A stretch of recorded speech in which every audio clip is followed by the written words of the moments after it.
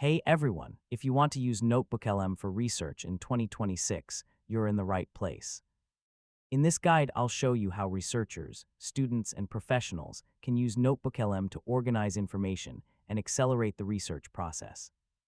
NotebookLM helps you manage large amounts of information, analyze documents, generate summaries, and answer questions based on your research sources. Start by creating a notebook dedicated to your research topic, project, thesis, or report.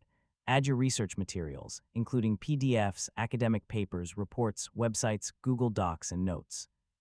Keep your research organized by grouping related documents and focusing each notebook on a specific topic. Ask NotebookLM to summarize individual papers or entire collections of documents. Use the chat interface to ask questions about your research materials and receive source-based answers.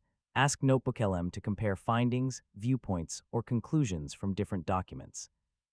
Identify important trends, arguments, statistics, and conclusions across your research sources.